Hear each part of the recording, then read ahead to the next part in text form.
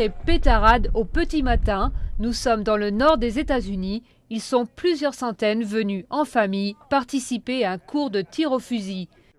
Un cours particulier puisqu'entre chaque séance, les instructeurs en profitent pour donner une leçon d'histoire américaine. Le but est de faire découvrir à un maximum d'Américains notre histoire qui a commencé le 19 avril 1775. Avril 1775 correspond au début de la guerre d'indépendance contre les Anglais. Le cours est en réalité une introduction à la Révolution. Le tir au fusil, lui, n'est qu'une excuse.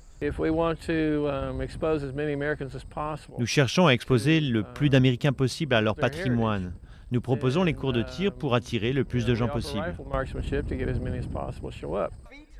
Appâter les clients avec le tir au fusil, une stratégie qui marche du tonnerre à l'heure où les ventes d'armes battent des records dans le pays depuis l'arrivée de Barack Obama à la Maison-Blanche.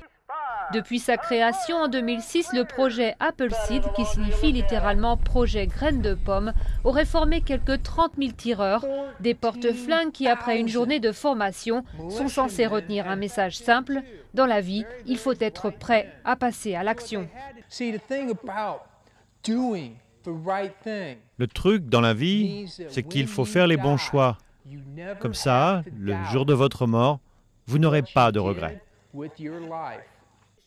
Dans la version de l'histoire enseignée ici, les héros de la Révolution étaient des citoyens qui savaient manier les armes.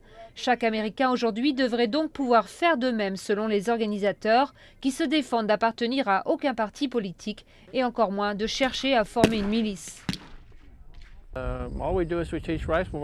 Tout ce que nous faisons, c'est enseigner le tir et l'histoire américaine, c'est tout. Nous ne parlons pas de politique aux gens, on ne leur dit pas pour qui voter.